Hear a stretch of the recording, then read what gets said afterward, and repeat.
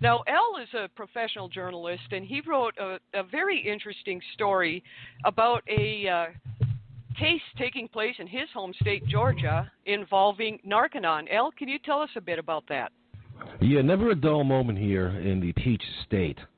Yeah, this is actually an issue that hits close to home to a lot of people here, particularly, and it runs the gamut. It's not just unbelievers; it's actually the Christian community here has addressed this issue. DeKalb County, which is a couple of counties over from me, a judge sanctioned Narconon. Basically, part of the sanctions include withdrawal of the treatment facility's response to allegations surrounding a wrongful death lawsuit that was filed by the parents of a former patient. Now, this is very significant as far as sanctions go, because if you don't give a defendant the opportunity to defend themselves, then their defense is gone, and there are legal precedents for this being done.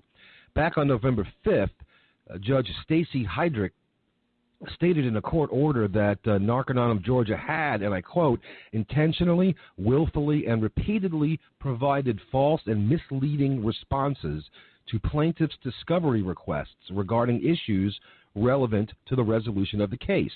The court order also stated that Narconon repeatedly failed to produce and on multiple occasions falsely denied the existence of clearly relevant responsive documents and information. Basically, it was a cover-up.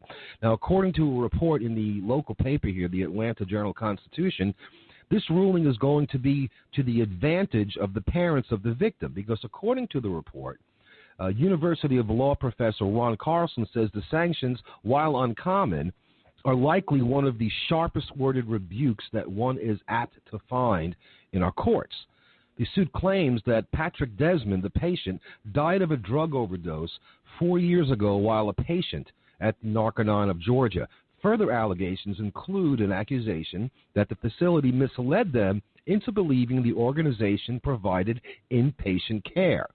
Now, the state received 10 years' worth of complaints that Narconon had been illegally operating a residential facility.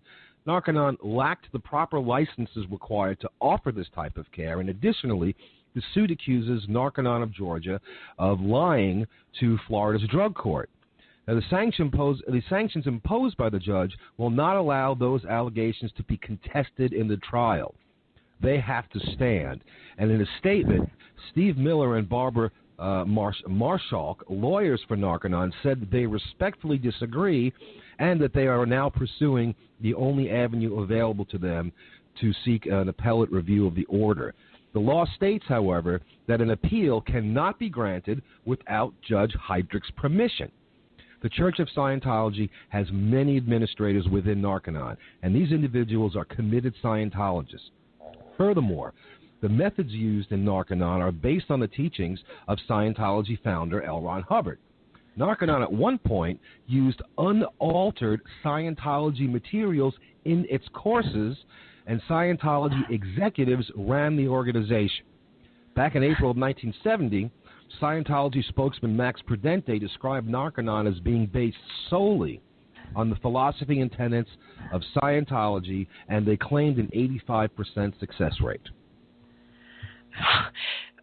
Is that amazing or what? Well, I think our guests tonight will confirm that it is a Scientology front. I have a feeling they will. They will respectfully disagree with the attorneys there. And with that, I need to, I think, is this, let me unmute this one. Is this Dave? I'm here now, yes. All right. Well, this David Love, and I'm going to unmute. Now, we don't have Bob here. Do you need me to call him or? Yes, I think you better. Okay. Well, while I do that, I'm going to unmute Colin. And David, maybe you can tell the audience a little bit about you. I'm going to unmute myself and try to call Bob while you talk, and then Colin can tell us a little bit about his background as well, okay? Very good. All right. I think the question is why do we come on a show like this and talk about this stuff? And basically, it's because people need to know that in many nations around the globe, there's desperate addicts that are very ill, and their loved ones, their parents, and whatever, they're seeking help for addiction. They're being abused and coerced and exploited far too many times inside these Scientology rehabs called Narconon, and there's too many that are dying, especially recently.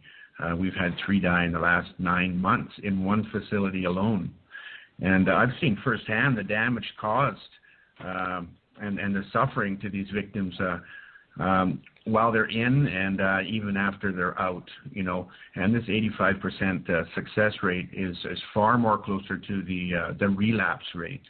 And not only do they relapse, but the psychological and mental damage caused to them while they're in there doing these Scientology training routines and auditing sessions, it stays with them for a long time, and a lot of them don't even realize how much they've been mind controlled. I need to jump in for a second here. I think I have Bob. Bob, are you on the line now? I am. Okay, good. That worked. Nobody heard the ringing. So, well, okay. So can you tell us a little bit, David, just about? I just want kind of a short introduction for everybody to know the players here. David, you were involved with Narconon for a little bit, right? Yeah, I was a patient there for 5 months, and I was on staff for 6 full months as a graduate officer, a registrar, and also a course room supervisor. So I was involved in it quite a bit. I was living there on site for 11 months. I ate there, I slept there, and I worked there. It was pretty well stayed right there on the compound. Oh, gee, so you know what it's about. Now, joining us is Colin Henderson, who also has had some direct experience with Narconon. Can you tell us a little bit about your background, Colin? Sure. Thank you for having me on the show. Can you guys hear me okay? We can, and we appreciate you joining us. Okay. Yeah, well, you know, I went to Narconon Arrowhead here in Oklahoma in 2007. Only stayed for a brief 2 weeks whenever the Scientology dictionary was broke out on me, and I had to read from it to understand what my Satan was and all that kind of stuff. And so I learned fairly quick what this was all about. And the thing with me is I went there for myself, and I asked diligent questions to the recruiter, John Schaefer, and I was lied to on every single one of them just to get me in that door and get my money. Oh, gee. And you're a very committed Christian, as is David. I don't know about Bob, but so were you told in the beginning that this was more of a secular thing that wouldn't conflict with your faith? Oh, absolutely. That's their favorite word. We're secular, man. We're secular. That's all. I brought that up with John Schaefer that was one of my major concerns, and you know, at the time, I knew who L. Ron Hubbard was, in 2007, but I knew he was the founder of the cult of Scientology, but I didn't know what Scientology was. I learned about Scientology when I went to Narconon, and learned that it's pretty wicked, and got out and decided to expose them for everything that they are. And Bob Robinson, also joining us, has been quite involved with Scientology, no longer. Bob, thank you so much for joining the show. Can you give us a little bit about your background in Scientology and or Narconon? Sure can. Thanks for having me on the show.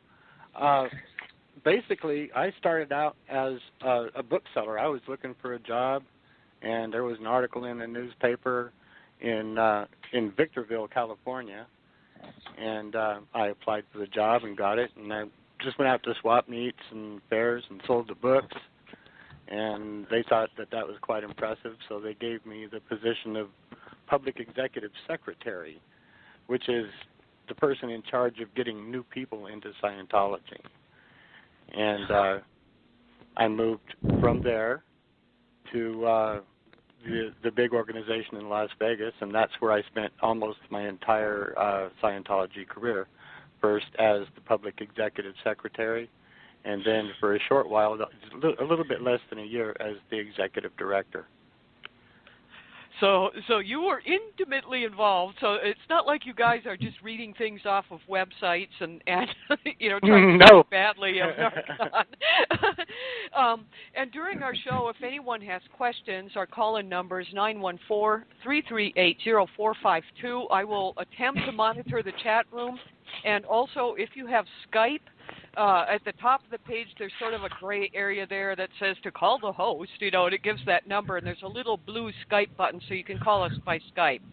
But, David, I wanted to rotate back to you and ask you your thoughts about this lawsuit taking place in Georgia involving Narconon.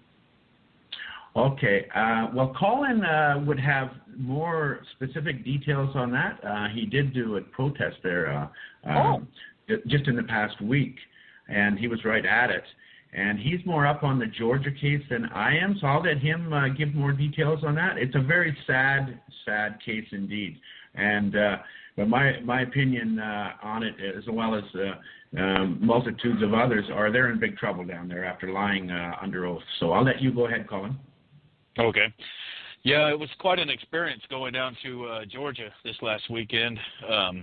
We kind of got to see the structure of it all, and of course, here in Oklahoma, I'm used to Arrowhead structure, logistically structured. It was amazing to see how spread out everything was there in Georgia, where the housing units were. I mean, it's just a ripe ground for drug abuse and just people running rampant throughout the program with the staffers' help. We actually, there was a gentleman that he was in the vicinity of Narconon that he came out and spoke with us and brought up major concerns.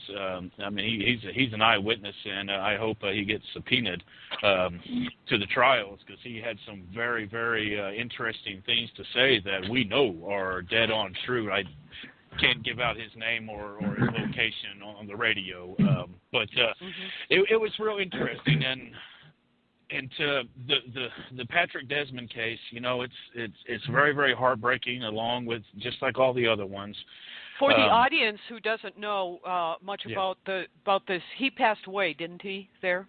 Yes, he did. Yeah, Patrick Desmond passed away. If memory serves right, I believe it was 2008. It's been an ongoing court battle.